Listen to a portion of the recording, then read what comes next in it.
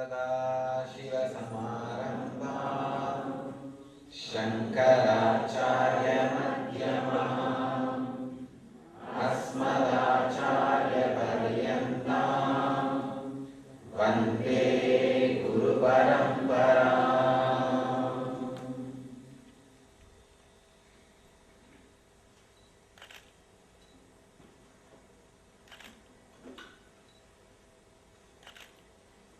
I welcome you all with my love and respect. Today's subject, Himalayas, a dimension beyond mind.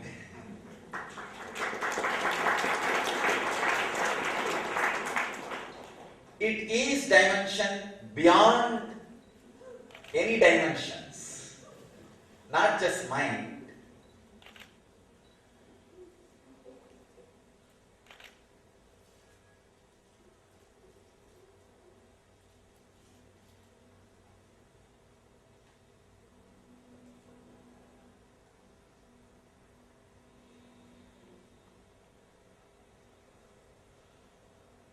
In Himalayas, for inner awakening, you don't need anything else except outer awakening.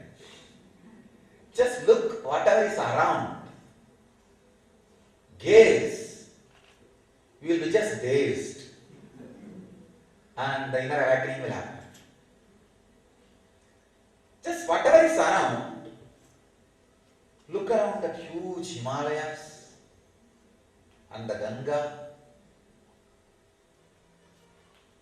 and the extraordinary, vibrant silence which you can touch and feel in the air.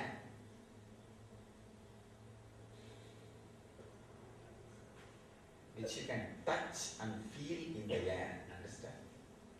Which you can touch. It's not a joke. The silence can be felt in the air. If you feel sound in the outer world,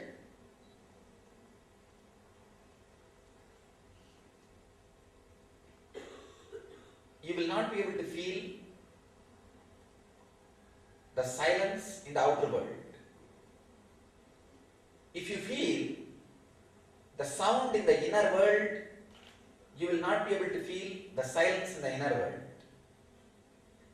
But there are two techniques, two things.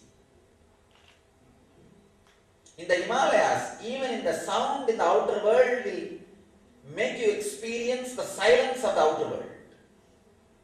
And mantras, even if you experience the sound in the inner world, will make you experience silence in the inner world. Understand? Himalayas and mantras, these two are extraordinary happenings. Mantra, when you chant intensely, the very sound will make you experience silence. Same way in Himalayas, any sound will strengthen the silence of the Himalayas. Any sound. You can touch and feel the silence of the Himalayas in the air.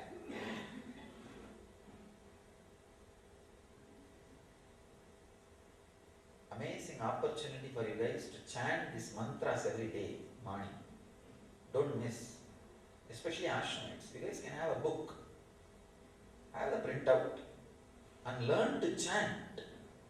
That sound will make you experience the silence of the inner world. Even the early participants, you have next few days, learn to chant. And when you go back, have the habit of this one ritual in your life. Morning, connecting with the Master, opening up to Master. When you wake up, open up. Have this as a routine. When you wake up early morning, open up to the Master, Cosmos. Melt down just with these mantras. Those sounds are so powerful that can do so much in you. It can make you experience the silence of the inner world.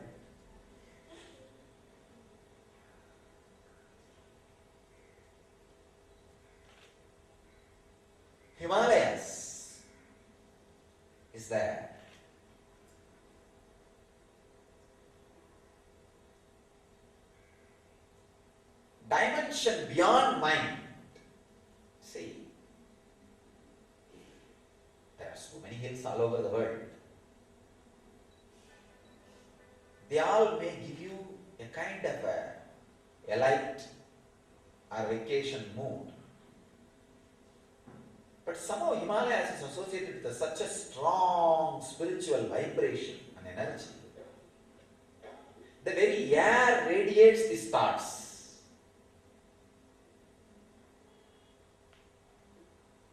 See, whatever you experience as God,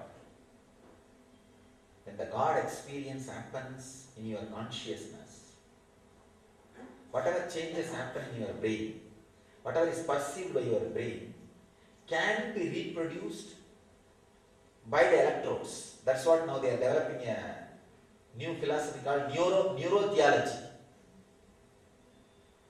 Whatever you experience, when you experience God in the consciousness in the brain, see, when you experience God in your consciousness, in the brain something happens. So the same experience can be reproduced by electrodes. But understand, that can never be a God consciousness or God experience. That can never lead you. It is just a replacement, poor substitute.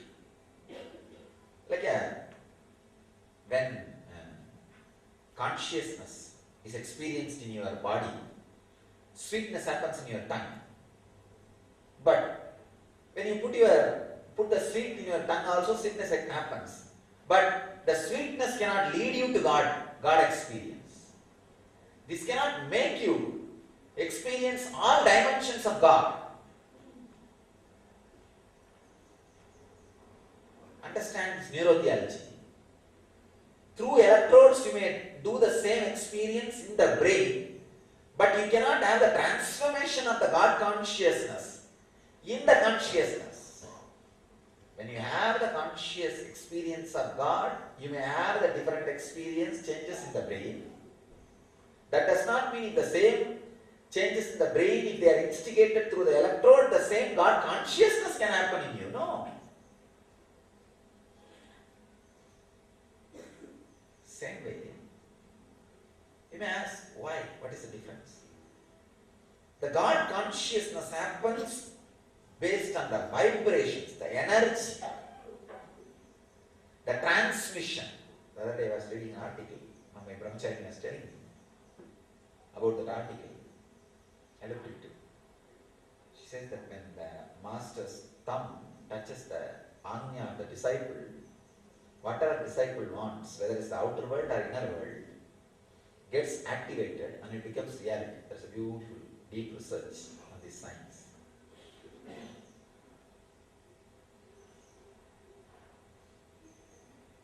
It's a transmission of the sacred energy, the vibration. So it can never be equated to the activation of the electrodes, activation of some parts of the brain through electrodes. No. It can never be equated. Activation of some parts of the brain through electrode is almost like using alcohol and other drugs. Maybe it is not that unhealthy, an addiction, that's all. But nothing more than that. But what is transmitted through the consciousness and energy and vibration stays permanently, is eternal, it's totally different. Understand? The difference between neurotheology and the Guru's initiation is what is difference between going to other hills and Himalayas. The same high or up or vacation mood can be felt in other hills also, but like the electrode. But in the Himalayas, it is straight initiation. The very air is charged with those sacred thoughts and ideas and energy. And the purpose why you are traveling in those risky roads, you can't call that as a road.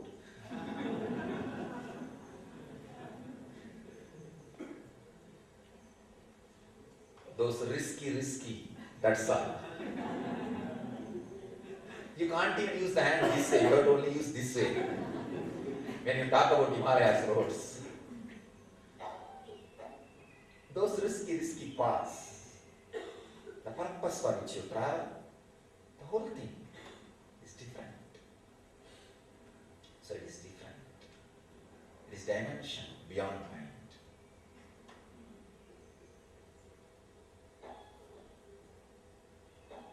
The difference between other hills and Himalayas is like neurotheology and enlightenment. Neurotheology can put you in the kind of that mood. Some of these researchers are studying Zen monks and Tibetan monks and enlightened monks. When they fall into the samadhi, how they just feel one with the whole. The different identity is lost. They studied during that experience what happens in the brain.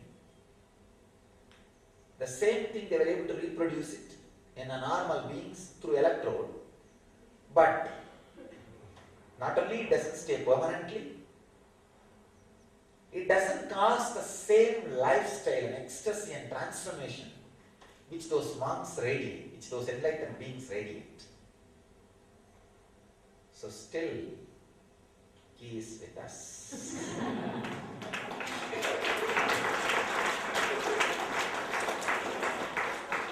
The neurotheology electrodes cannot replace the thumb of the master.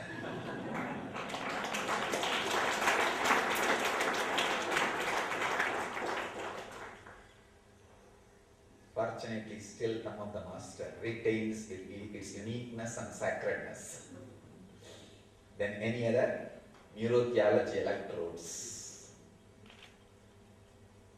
Otherwise, by now we would have had coffee shops, enlightenment coffee shops. Have enlightenment when you have a cup of coffee.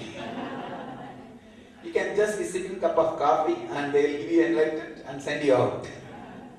Of course, if it can be done, I will be very happy. I want more and more enlightened beings on the planet Earth. But unfortunately, it is not reproducible by any matter. Even the subtlest brain, which is the bridge between the matter and the cosmos, matter and the consciousness, is not able to grasp. Is not able to reproduce, is not able to feel, which comes from the matter, which comes from the consciousness, is same even if the experience is same. Even if the experience is same, something beyond, something more is. So it is not same.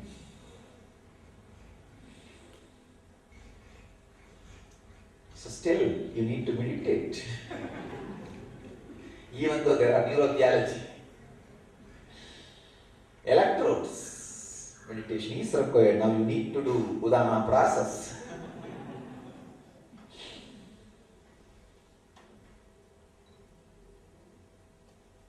So remember, Himalayas is, the difference between Himalayas and other mountains is like difference between neurotheology and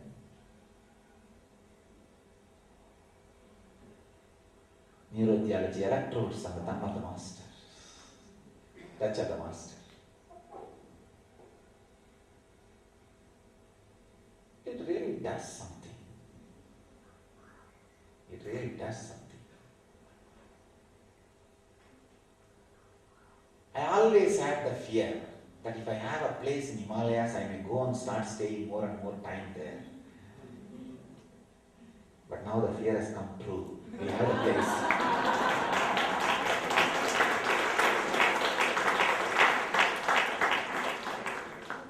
Yesterday night I was really feeling that we should have an Institute of Vedic Culture in Himalayas, in Haridwar. I already downloaded the whole plan and the map. The International Institute of Vedic Culture, IIVC.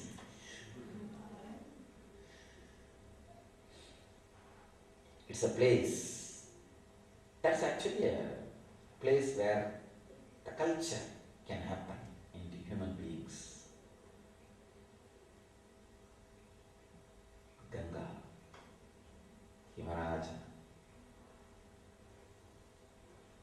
the internet. All three will meet now. And we'll have strong, very strong International Institute for Vedic Culture training sannyasis, preachers, priests, and Vedic activists who stand for Vedic tradition in all possible ways.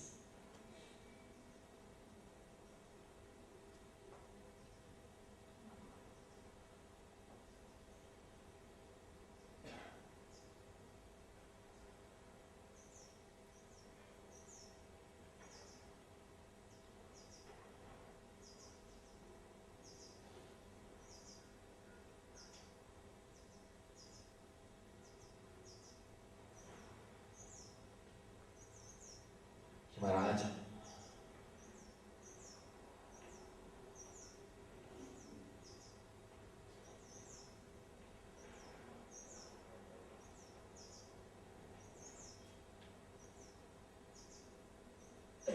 Somehow the very hill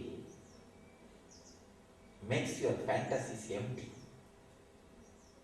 Your Muladhara just becomes like a vapor. It's just vaporized. All streams, all fantasies are vaporized.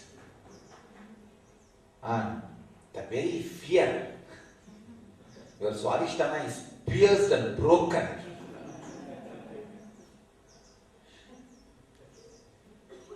And that space, all worries disappear.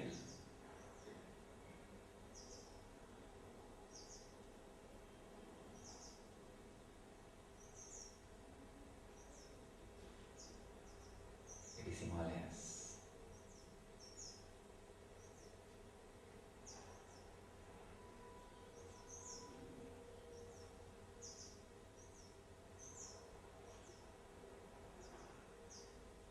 It is Himalayas. Beyond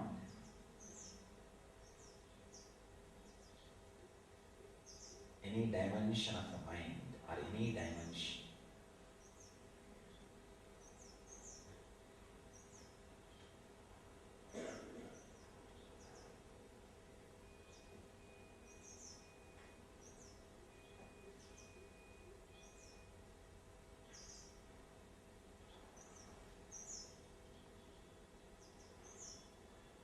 meditating on Himalayas itself is such an experience.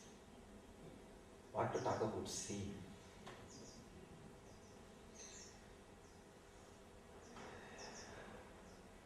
So experience Himalayas. Today we will start the Udana process.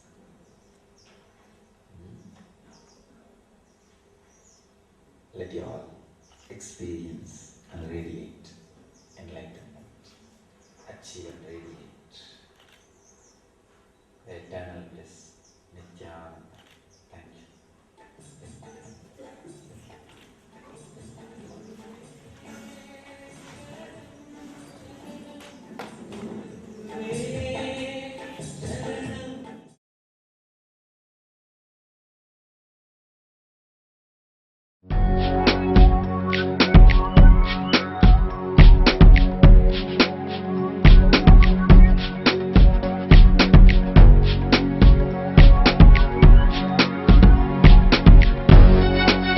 All that I take, all that I smell.